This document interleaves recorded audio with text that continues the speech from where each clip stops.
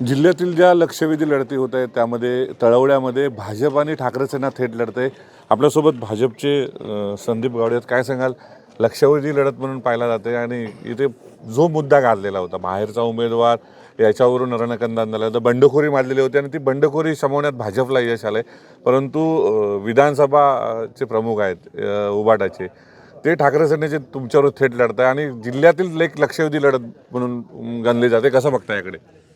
खरं तर सर्व महायुती आम्ही एकत्र आहोत पूर्णपणे आणि सर्वांचा पाठिंबा आहे. त्याच्यामुळे ही जी लढत आहे ती आमच्यासाठी सोपी आहे. आणि जे आपण आता जो मुद्दा आपण सांगितला तर त्या मुद्द्यामध्ये मी इतकंच सांगेन की ज्याला लोकांचे प्रश्न स्वतःचे वाटतात, आम्ही आज लोकांमध्ये इतके वर्ष काम करतो, लोकांचे प्रश्न आम्हाला स्वतःचे वाटतात, ते स्वतःचे आम्हाला वाटतात. त्याच्यामुळे हा मुद्दा कुठेच उरत नाही.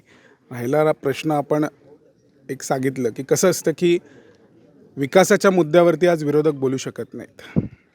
लक्षात घ्या, विकासाच्या कुठल्याही मुद्द्यावरती ते आज बोलू शकत नाही, कारण की त्यांच्याकडे ज्यावेळी सत्तास्थान होतं त्यावेळी त्यांना एकही काम करायला जमलं नाही. पण आमच्याकडे ज्यावेळी सत्तास्थान आलं त्यावेळी आपल्याला रिझल्ट्स माहिती आहेत की कशा पद्धतीने वेगवेगळे जिल्ह्यातले प्रश्न होते. मग तो गेळे आंबोलीमधला असलेला काबुल हद्दीचा प्रश्न असू द्या, असे वेगवेगळे प्रश्न हे सोडवण्यात आले. आंबोली गडाला पर्यायी असलेला मार्ग सोडवण्यात आला. हे असे वेगवेगळे प्रश्न सोडवण्यात आले. त्यामुळे कसं असतं की ज्यावेळी आपण पॉझिटिव्ह बोलू शकत नाही त्यावेळी कन्फ्यूज करणं हे सगळ्यात सोपं असतं आणि त्याच्यासाठी त्यांनी कन्फ्युजनसाठी ह्या सगळ्या गोष्टी वापरल्या जातात. पण लोक आज विकासाच्या मागे उभे राहतील, कारण की निवडणुका या कशासाठी असतात? लोकप्रतिनिधींना निवडून कशासाठी दिलं जातं की आपले जे इन्फ्रास्ट्रक्चरपासून वेगवेगळे जे सर्वसाधारण सोयीसुविधांचे जे प्रश्न असतात ते मार्गी लागावे, त्याच्यासाठी निवडून जातं आणि ते आज महायुतीशिवाय दुसरं कोणी करू शकत नाही. त्याच्यामुळे ह्याच्यामध्ये विकास या मुद्द्यावरतीच आज आम्ही पुढे जात आहोत. अंतर्गत बंडाळी भाजपची होती, ही कुठेतरी शमली असं वाटतंय का? हे बघा, भारतीय जनता पार्टी हा शिस्तबद्ध पक्ष आहे. अंतर्गत कुठलीही बंडाळी नव्हती. प्रमोदजी गावडे हे आमचे ज्येष्ठ नेते आहेत, ते आमच्या आदरस्थानी आहेत आणि ते या गावातले मानकरीसुद्धा आहेत आणि आम्ही त्यांना आमचे नेतेही मानतो. कालही मी त्यांची भेट घेतली, त्यांचे आशीर्वाद घेतले. उमेदवारीसाठी त्यांची कधीच नाराजी नव्हती. लक्षात घ्या, त्यांचं मन दुखावलं कारण की आज कुटुंब म्हणून जी कुटुंबामध्ये जी फट पडत होती त्याच्यासाठी ते दुःखी होते. उमेदवारी म्हणून त्यांचा कधीच कुठला विषय नव्हता. भारतीय जनता पार्टी म्हणून आज आम्ही काम केलं एकत्र.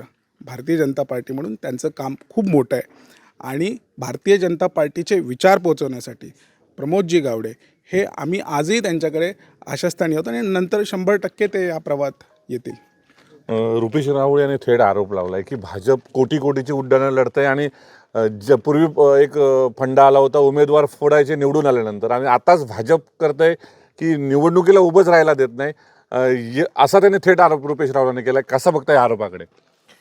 कसं आहे की या संपूर्ण सिंधुदुर्ग राजापूर मतदारसंघाचे खासदार साहेब नारायण राणे, त्यानंतर पालकमंत्री नितेशजी राणे आणि भाजपचे सर्वेसर्वा श्री रवींद्रजी चव्हाण यांची कामाची जी पद्धत आहे त्या कामाच्या पद्धतीचा सगळ्या लोकांनी, सगळ्या कार्यकर्त्यांनी जवळून अनुभव घेतलेला आहे.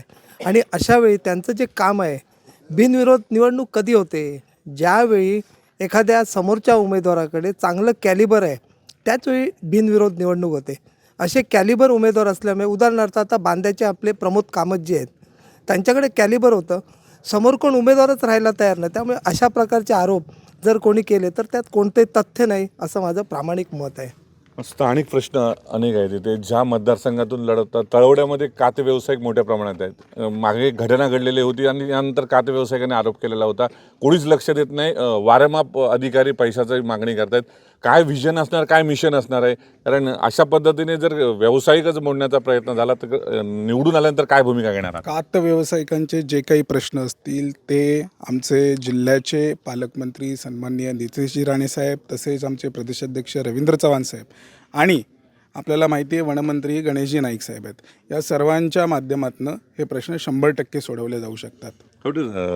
जो फॅक्टर अनेक इथे गणितं घातली जात आहेत, स्थानिक बाहेर मुद्दा काढला जातोय आणि अशावेळी तुम्ही म्हणतात बंडखोरी शमवली, अशावेळी एकाच एक लढत होताना उमेदवार तुम्ही कडक मानताय का वन साईड लढत होईल, कसं अपेक्षा करताय? नाही, हे बघा, आपल्याला जर उमेदवारांचं कंपॅरिझन करायचं असेल ना, आपण ज्यावेळी एखादी गोष्ट 2 ऑप्शन्स असतात त्यावेळी आपण 100% त्याचं कंपॅरिझन केलं पाहिजे. तेही पंचायत समिती सदस्य होते, मीही पंचायत समिती सदस्य होतो, आम्ही एकत्र होतो, बरोबर. मी मागच्या 9 वर्षामध्ये सन्माननीय आमचे नेते प्रदेशाध्यक्ष रवींद्र चव्हाण साहेब यांच्या मार्गदर्शनाखाली दरवर्षी जिल्हा परिषद शाळेच्या जे विद्यार्थी असतात त्यांना मोफत वह्या वाटप करतो. मोफत दरवर्षी त्या संपूर्ण गावांमध्ये संपूर्णपणे दरवर्षी मोफत वाटप करतो. साहेबांचा ज्यावेळी वाढदिवस होता त्यावेळी मी 11 शाळा आम्ही या भारतीय जनता पार्टी म्हणून सेवा म्हणून रूफटॉप सोलर्सवरती घेतल्या. कंपॅरिझन कामांमध्ये केलं जावं. जर कामांमध्ये कंपॅरिझन केलं तर तुम्हाला ही बाजू उजवी दिसेल. आपण बघतो की भाजप या प्रचारामध्ये मुसंडी मारताना पाहायला मिळतं. एक महत्त्वाचा मतदारसंघ दीपक केसरकरांच्या ह्या तळवडा जिल्हा परिषद मतदारसंघामध्ये काटेकी टक्कर पाहायला मिळते आणि विशेषतः ही लढत महत्त्वपूर्ण यासाठी आहे की या ठिकाणी रुपेश राऊळ लढत आहेत आणि त्याचबरोबर रवींद्र चव्हाण यांचे निकटवर्ती असलेले संदीप गावडे लढत आहेत. त्यामुळे निश्चितच या लढतीकडे का बघितलं जातं की सुरुवातीला या मतदारसंघामध्ये विशेषतः बंडखोरी पाहायला मिळते पाहत होती आणि भाजप दावा करते की ही बंडखोरी जी आहे शमलेली आहे. निश्चितच जिल्ह्यातील ही लढत कशा पद्धतीने भाजप बाजी मारतं हे पाहणं उत्सुक ठरणार आहे. भरत केसरकर, न्यूज 18 मराठी, सिंधुदुर्ग.